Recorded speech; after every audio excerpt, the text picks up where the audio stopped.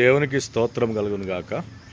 ఈ ఉదయకాల సమయంలో యెషయా గ్రంథము 41:13 వాక్యాన్ని మనం చదువుకుందాం. అందులో రాయబడ్డ మాట ఏంటంటే, భయపడకుము, నేను నీకు సహాయము చేసేదను అనే మాట మనం చదువుకుంటాం. దేవుని యొక్క వాక్యం మనం చూసినట్టయితే ప్రతిరోజు దేవుడు మనకిచ్చే వాగ్దానం ఏంటంటే, భయపడకు, నీకు సహాయం చేస్తా. చాలామంది చాలా విషయాలకు భయపడుతూ వారి యొక్క మానసిక స్థితిని పాడు చేసుకుంటూ ఉంటారు. కానీ యేసుప్రభు ఏమంటున్నాడంటే, నువ్వు ఏ విషయంలో భయపడద్దు, ఎందుకంటే నా మీద విశ్వాసం ఉంచుము, నేను నీకు సహాయం చేస్తా, నీకు తప్పకుండా మేలు జరుగుద్ది, నువ్వు ఏ విషయంలో చింతపడాల్సిన పని లేదు. ఈ ఉదయకాల సమయంలో దేవుని సేవకులుగా నేను ఏం పలుకుతున్నానంటే, నీకు నెమ్మది, నీకు శాంతి సమాధానాలు దేవుడు ఇస్తాడని ఇవ్వాలని నేను కోరుకుంటున్నా. ఆ రీతిగా దేవుడు నిన్ను నడిపించిన గాక.